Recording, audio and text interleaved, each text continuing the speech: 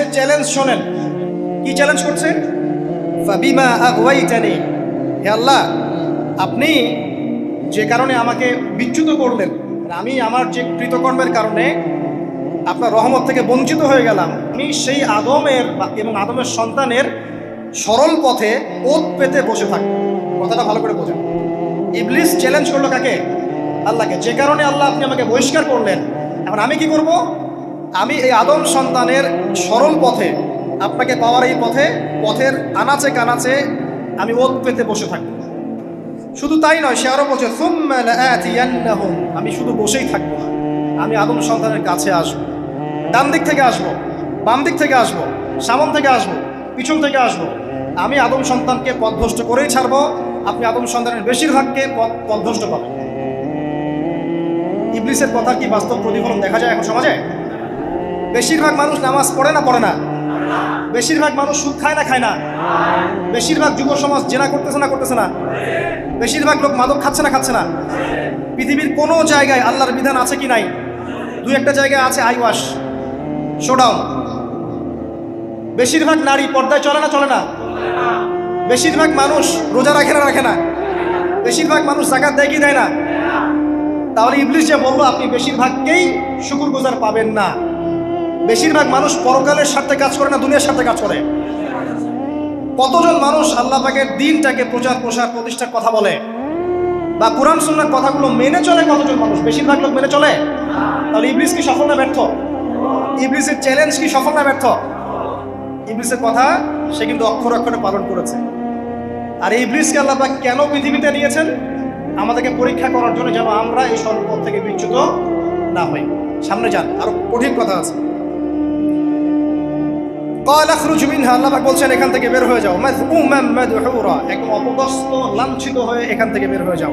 লামান তাবিআকা মিনহুম, তুমি তো চ্যালেঞ্জ করলে আমাকে, ঠিক আছে, কিন্তু যে ব্যক্তি যেই তোমার অনুসরণ করবে, আল্লাহ পাকের কথা শুনেন, যেই তোমার অনুসরণ করবে, লা আমলাআন্না জাহান্নামা মিনকুম আজমাইন, যে পুরুষ বা নারী যেই হোক না কেন, যে আদম সন্তান ইবলিস তোমার অনুসরণ করবে, তোমার পথ ধরবে, আমি তোমাকে সহ এদের সবাইকে দিয়ে জাহান্নাম পূর্ণ করব। আল্লাহর কিচ্ছু যায় আসে না। আল্লাহ পাক যদি এই পুরো পৃথিবীটাকেও জাহান্নামে নিক্ষেপ করেন অবাধ্যতার কারণে, আল্লাহ পাক কিছু যায় আসে?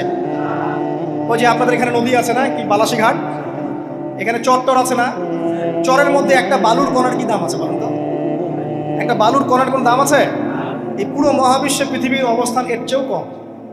তো পুরো পৃথিবীর মানুষ যদি আল্লাহর অবাধ্য হয়, আল্লাহ পাক যদি পুরো দুনিয়াটাকে ধ্বংস করে দেন, জাহান্নামে নিক্ষেপ করেন, আল্লাহ পাকের কিছু যায় আসবে কিনা? এবার আসেন, এখান থেকে আমরা বুঝতে পারলাম ইবলিস একটা তৃতীয় সত্তা। আল্লাহ পাক আদম আলাইহিস সালামকে সৃষ্টি করলেন, নাম শিক্ষা দিলেন, সেজদা করালেন, ইবলিসকে সেজদা করতে বললেন, সে করলো না। সে চ্যালেঞ্জ করলো উল্টা, যে আমি ওর চেয়ে উত্তম, আপনি ভুল, আমি সঠিক। সে অহংকার করলো এবং একই সাথে সে আদমকে পথভ্রষ্ট করার চ্যালেঞ্জও করে বসল। আল্লাহ পাক ঘোষণা করলেন, যদি কোনো আদম সন্তান তোমাকে ফলো করে, তোমাকে সহ তাকে আমি জাহান্নামে নিক্ষেপ করব। ঠিক আছে, এ পর্যন্ত? এবার সামনে আসেন। এবার আল্লাহ পাক আদমকে বলছেন, কাকে বলছেন? আদম আলাইহিস সালামকে বলছেন, ইয়া আদম, হে আদম। তার আগে আদম আলাইহিস সালামের বুকের পাঁজর থেকে কাকে সৃষ্টি করেছেন? হাওয়া আলাইহিস সালাম, সভ্যতার ইতিহাসের প্রথম নারী এবং ইতিহাসের সবচেয়ে সুন্দরী রমণী কে? হাওয়া আলাইহিস সালাম। আরেকজন আছেন সবচেয়ে সুন্দরী রমণী, কে? কে বলতে পারবেন? জি না? 100 টাকা পুরস্কার বলেন। হ্যাঁ, নাম কি? মাশাআল্লাহ, ওকে পুরস্কার দিও। কি নাম তোমার? মাশাআল্লাহ মাশাআল্লাহ। দ্বিতীয় সুন্দরী রমণী, দুজন রমণীকে বলা হয় পৃথিবীর সবচেয়ে সুন্দরী রমণী। আপনি যাদেরকে দেখে সিডিউস হচ্ছেন, যদিও এদেরকে দেখে সিডিউস হওয়ার কিছু নাই, কারণ এরা তো সুন্দর না, কোনো দিক থেকে সুন্দর না, না পোশাকের দিক থেকে, না চেহারার দিক থেকে, না ফিজিক্যাল স্ট্রাকচারের দিক থেকে। এদেরকে দেখে তো পাগলও সিডিউস হবে। তো আদম আলাইহিস সালাম এবং আদম আলাইহিস সালামের স্ত্রী হাওয়া আলাইহিস সালাম এবং সারা আলাইহিস সালাম ইতিহাসের সবচেয়ে সুন্দর রমণী। ইতিহাসের সবচেয়ে সুন্দর রমণী কাদের স্ত্রী ছিলেন? নবীদের না অন্য কারো? এই জন্যই বলি, আপনি যদি পবিত্র থাকেন, আল্লাহওয়ালা মানুষ হন, ইনশাআল্লাহ তাআলা আল্লাহ পাক আপনার ঘরে একজন নেককার পুণ্যবতী সুশ্রী স্ত্রী দান করবেন ইনশাআল্লাহ।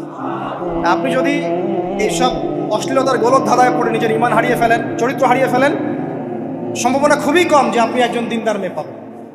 বরং আপনি এমন কাউকেই পেতে পারেন যে আপনার মতোই, ঠিক আছে? দেখবেন যে আপনি 10 ঘাটের পানি খেয়ে আসছেন, ও দেখবেন 12 ঘাটের পানি খেয়ে আসছে। আল্লাহ পাক আমাদের যুব সমাজকে হেফাজত করুন, আমিন। আল্লাহ পাক এবার আদম আলাইহিস সালামকে বলছেন, ইয়া আদম, হে আদম, উসকুন আনতা ওয়া যাওজুকাল জান্নাহ। আদম শোনো, তুমি এবং তোমার স্ত্রী দুইজন এখন জান্নাতে থাকো। কোথায় থাকো? জান্নাতে থাকো। ওয়া কুলা মিন হাইসু শি'তুমা, যেখানে ইচ্ছা সেখান থেকে খাবার খাও। জান্নাতের নাজ নেয়ামতের কথা তো আপনারা শুনেছেন অনেক, আমি ওইগুলো বলতে যাচ্ছি না, সময় চলে যাবে। যা ইচ্ছা তাই পাবেন সেখানে, যা ইচ্ছা তাই। এমন একটা জায়গা যেটা কখনো কোনো চোখ দেখে নাই, কোনো কান শোনেও নাই। চোখ না দেখলেও, কান না শুনলেও মানুষ মনে মনে অনেক কিছু কল্পনা করে না, এটা কল্পনাও করার সুযোগ নাই। এত উন্নত মানের একটা জায়গা। তোমরা দুজন এখানে থাকো, জান্নাতের যে কোনো জায়গায় যাও, খাওয়া দাওয়া করো, কোনো সমস্যা নেই। কিন্তু ওয়ালা তাকরাবা হাদিহিশ শাজারা, মানে কি, এই যে গাছটা আছে এই গাছের কাছে যেও। একটা শর্ত খালি দিলাম, গাছের কাছে যেও না। গাছের নাম কি এগুলো আমাদের আলোচনার বিষয় না। বিষয়টা হচ্ছে আল্লাহ পাকের আদেশটা কি। গাছটা আম গাছ হতে পারে, জাম গাছ হতে পারে, কদু গাছ হতে পারে, যে কোনো গাছ হতে পারে। এটা নিয়ে আমাদের কোনো মাথা ব্যথা নাই। মাথা ব্যথা হচ্ছে আল্লাহ পাকের আদেশ, এই গাছের কাছে যেও না, বাস যেও। আচ্ছা, ফাতাকুনা মিনাজ জালিমিন, যদি চলে যাও তোমরা দুজন এখানে, তাহলে তোমরা দুজন কিন্তু জালেম হয়ে যাবে। আল্লাহ পাকের হুকুম অবাধ্য করলে মানুষ কি হয়ে যায়?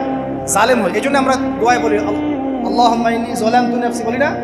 হে আল্লাহ, আমি আমার নফসের উপর জুলুম করেছি। রব্বানা যালামনা আনফুসানা, বলি না? আল্লাহ, আমরা আমাদের উপর জুলুম করেছি। তো আমরা যখন পাপ করি মানে আমরা জুলুম করে ফেলেছি। তো তোমরা দুজন এই গাছের কাছে যেও না, যদি যাও তাহলে জুলুম করে ফেলবে এবং জালেম হয়ে যাবে। এবার ইবলিস তো আর বসে নাই, সে তো চ্যালেঞ্জ করেছে, করে নাই? আচ্ছা, এবার ইবলিস কি করছে? ফাওয়াসওয়াসা লাহুমা শাইতান, এবং ইবলিস এবার এদের দুজনকে ওয়াসওয়াসা প্রদান করতে শুরু করলো।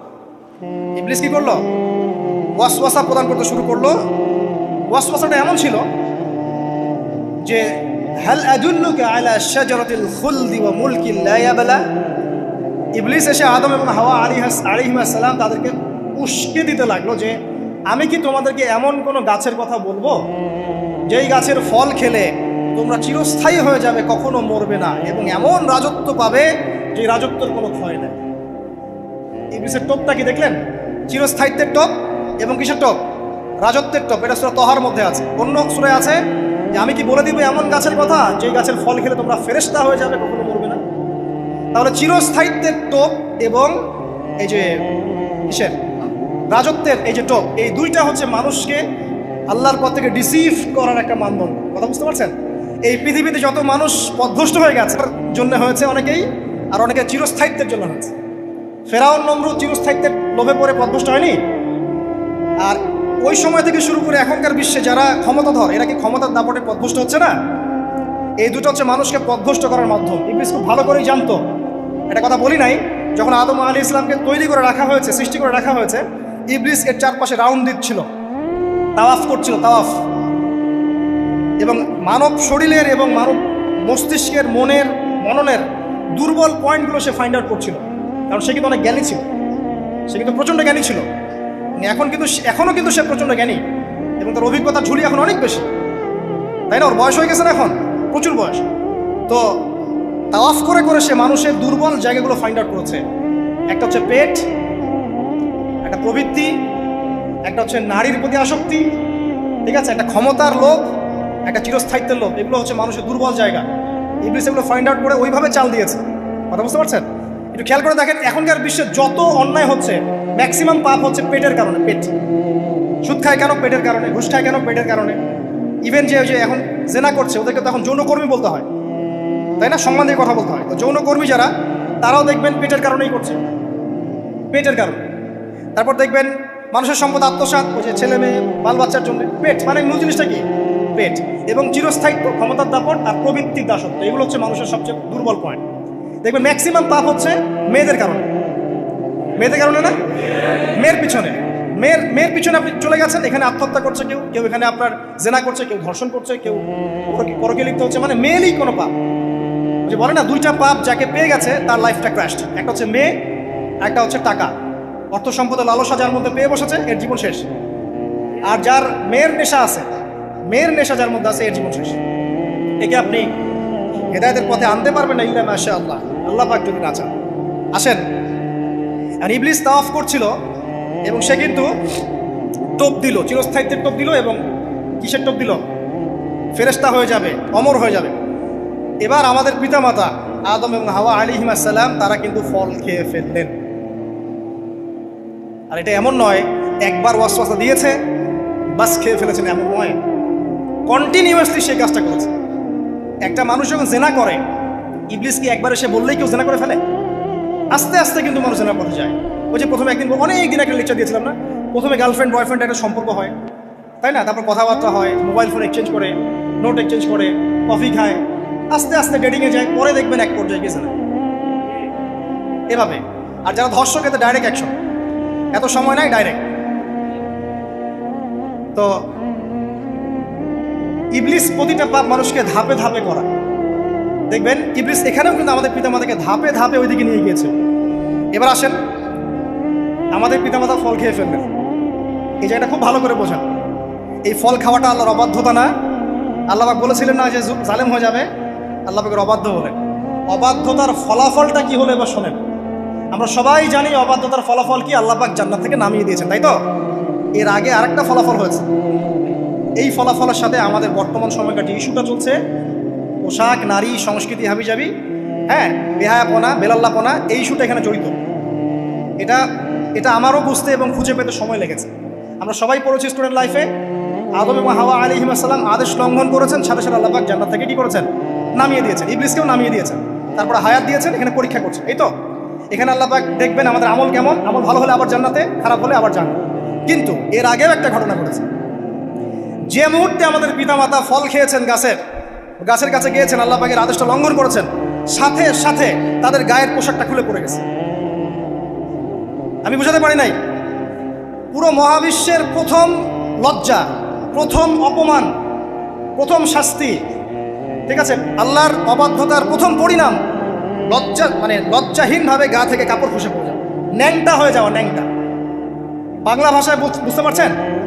প্রথম শাস্তি, প্রথম অবাধ্যতা এবং প্রথম অবাধ্যতার পরিণতি পুরো মহাবিশ্বে সভ্যতার শুরু থেকে শেষ পর্যন্ত প্রথম অ্যাক্সিডেন্ট, বা এই যে আমরা বলছি পরিণতি, পাপের পরিণতি, অবাধ্যতার পরিণতি, সেটা হলো গা থেকে কাপড় খুলে যাও। এই কথা আল্লাহ পাক বলছেন এখানে, লিয়ুবদি লাহুমা মা উরিয়া আনহুমা মিন সাওয়াতিহিমা। ইবলিস তোমাদের পিতামাতাকে এই গাছের কাছে নিয়ে গিয়ে ফল খাইয়ে তাদের গা থেকে পোশাক খুলে ফেলে দিয়েছে। এবার কি বুঝতে পারছেন যে ইবলিস এখন বিশ্বে কি করছে? ইবলিস সেম কাজটা করছে আমাদের সাথে, আমাদের গা থেকে তারা পোশাক খুলে ফেলে দিচ্ছে। সভ্যতার শুরুর পাপ বলছি না আমরা, এটা আসলে ভুল। সভ্যতার শুরুতে আদম এবং হাওয়া আলাইহিস সালাম যে ভুলটা করেছেন, তার যে পরিণতি হয়েছে সেটা এটা ছিল না যে জান্নাত থেকে পৃথিবীতে নামিয়ে দেয়া, বরং পরিণতি এটা ছিল তাদের গা থেকে প্রথম কাপড় খুলে গেছে, তারা নগ্ন হয়ে গেছেন। ইবলিস সর্বপ্রথম আমাদের বাবা মাকে নগ্ন করেছে প্রলোভন দিয়ে, ক্ষমতার প্রলোভন, চিরস্থায়িত্বের প্রলোভন দিয়ে। আজকের বিশ্বেও কি ইবলিসের দোসররা সেম কাজটা করছে না? আজকের বিশ্বেও কি ইবলিসের মানুষরূপী এই দোসরগুলা সেম কাজটাই করছে না? সেম কাজটা করছে, আমাদের গা থেকে ওরা পোশাক খুলে ফেলছে। এরপর আল্লাহ পাক জান্নাত থেকে নামিয়ে দিয়েছে। আগে কিন্তু এটা হয়নি, আগে পোশাক খুলেছে। এরপর কি হচ্ছে জানেন? শোনেন, আল্লাহ পাক ওয়াকাল মা নাহাকুমা রাব্বুকুমা আন হাযিহি আশ-শাজারা ইল্লা আন তাকুনা মালাকাইন আও তাকুনা মিনাল খালিদিন। ইবলিস বলছিল যে তোমাদের রব তোমাদেরকে এই গাছের কাছে যেতে নিষেধ করেছে এই কারণে যে তোমরা এখানে গেলে মালাক হয়ে যাবে এবং চিরস্থায়ী হয়ে যাবে। ওয়াকাসামাহুমা ইন্নী লাকুমা লামিনান নাসিহিন। ইবলিস বলছিল যে আমি আল্লাহর কসম করে বলছি আমি তোমাদের শুভাকাঙ্ক্ষী। ফাদাল্লাহুমা বিগুরুর, ওদেরকে তারা পথভ্রষ্ট করলো, ইবলিস তাদেরকে পথভ্রষ্ট করলো। ফালাম্মা যাকাশ শাজারা, যখন তারা গাছের কাছে গেলেন, বাদাত লাহুমা সাওআতুহুমা, তাদের লজ্জাস্থানটা উন্মুক্ত হয়ে গেল, কাপড় খুলে পড়ে গেল। এটাই বলতে যাচ্ছিলাম। ওয়া তাফিকা ইয়াখসিফানি আলাইহিমা মিন ওয়ারাকিল জান্নাহ, এবং আদম এবং হাওয়া আলাইহিস সালাম জান্নাতের গাছের পাতা ছিঁড়তে লাগলেন এবং সেই পাতা দিয়ে লজ্জাস্থান ঢাকতে লাগলেন। আপনার বাবা আপনার মাকে যদি কেউ রাস্তায় নগ্ন করে ফেলে আপনার কেমন লাগবে? আপনি কি করবেন তার ইজ্জত সম্মান বাঁচানোর জন্য? আমাদের পিতা মাতাকে ইবলিস জান্নাতে নগ্ন করে দিয়েছিল এবং আমাদের পিতা মাতা জান্নাতের পাতাগুলো ছিঁড়ে ছিঁড়ে লজ্জাস্থানকে আবৃত করতে শুরু করে। ওয়ানাদাহুমা রাব্বুহুমা, এবং আল্লাহ পাক বলছেন এবার আল্লাহ পাক তাদের দুজনকে ডাকলেন, ডেকে বলে আলাম আনহাকুমা আন তিলকুমা শাজারা, হে আদম এবং হাওয়া, তোমাদের দুজনকে কি আমি বলি নাই যে এই গাছের কাছে যাবে না? ওয়া আকুল লাকুমা ইন্নাশ শাইতানা লাকুমা আদুউম মুবিন, আমি কি তোমাদেরকে বলি নাই নিশ্চয়ই শয়তান তোমাদের স্পষ্ট প্রকাশ্য শত্রু? ক্বালা, এবার তারা তাদের ভুল বুঝতে পারলেন। আল্লাহ পাকের কত দয়া মানুষের প্রতি দেখেন। ইবলিসও আল্লাহর অবাধ্য ছিল, আল্লাহ পাক তাকে বহিষ্কার করে কাফের বানিয়ে দিয়েছেন, চিরস্থায়ী লানত করেছেন। আমাদের পিতামাতাও ভুল করেছেন, বাট আল্লাহ পাক তাদেরকে চিরস্থায়ী জাহান্নামী করেন নাই। আল্লাহ পাক তাদেরকে দয়া পরবশ হয়ে ক্ষমা করে দিয়েছেন। শুধু তাই নয়, আল্লাহ পাক এত মহব্বত করেন আদম সন্তানকে যে তওবা করার যে কালিমাটা, সেই কালিমাটাও আল্লাহ পাক আদম এবং হাওয়াকে শিখিয়ে দিয়েছেন। সুবহানাল্লাহ, কোন কালিমা দিয়ে তওবা করবো, কি পড়বো, এটাও তারা বুঝতে পারছিলেন না। আল্লাহ পাক শিখিয়ে দিয়েছেন। ক্বালা, তারা বলল রব্বানা, হে আমাদের প্রতিপালক, যালামনা আনফুসানা, আমরা আমাদের উপর জুলুম করেছি নফসের উপরে, ওয়া ইল্লাম তাগফির লানা ওয়া তারহামনা লানাকুনান্না মিনাল খাসিরিন। এই দোয়াটা করলেন আমাদের পিতামাতা, আল্লাহ পাক মাফ করলেন। কিন্তু মাফ করার পরে আর জান্নাতে থাকা হলো? এই পৃথিবীতে নামিয়ে দেওয়া। পৃথিবীতে নামিয়ে দেওয়ার পরে একটা হায়াত দেওয়া হলো, কারো 50, 60, 70, 100, 200, 500, 1000 ইত্যাদি, এবং আল্লাহর পক্ষ থেকে ঐশী গ্রন্থ পাঠানো হলো, কখনো তাওরাত, কখনো জাবুর, কখনো ইনজিল ইত্যাদি, কখনো কোরআন। শর্ত দেওয়া হলো যারা আল্লাহ পাকের এই ঐশী গ্রন্থগুলো মেনে চলবে তারা ইনশাআল্লাহ আবার মৃত্যুর পর সেই জান্নাতে ফিরে যাবে যেখান থেকে তারা বহিষ্কৃত হয়েছে। আর যে বা যারাই আল্লাহ পাকের এই আয়াত, নিদর্শন এবং ঐশী গ্রন্থগুলোকে অস্বীকার করবে, এটাকে মিথ্যা প্রতিপন্ন করবে, আল্লাহ পাক এদের সবাইকে জাহান্নাম পূর্ণ করবে ইনশাআল্লাহ। আল্লাহ পাক এটাও বলেছেন যে আল্লাহ পাক ওয়ালাকাদ যারানা লি জাহান্নামা কাসীরাম মিনাল জিন্নি ওয়াল ইনস, আল্লাহ পাক বহু মানুষ আর জিনকে দিয়ে জাহান্নাম পূর্ণ করবেন। আর এই দুই জাতিকে পাঠানো হয়েছিল পৃথিবীতে শুধু আল্লাহর ইবাদত করার জন্য। ওমা খালাকুল জিন্না ওয়াল ইনসা ইল্লা লিয়াবুদুন, এরা সেটা করে নাই। এই কারণে আল্লাহ পাক হাদিসের মধ্যে জানিয়েছেন প্রতি 1099 জন মানুষকে আল্লাহ পাক জাহান্নামে পাঠিয়ে দেবেন। তবে বেশিরভাগ জান্নাতি হবে এই উম্মতে মুহাম্মাদের মধ্যে।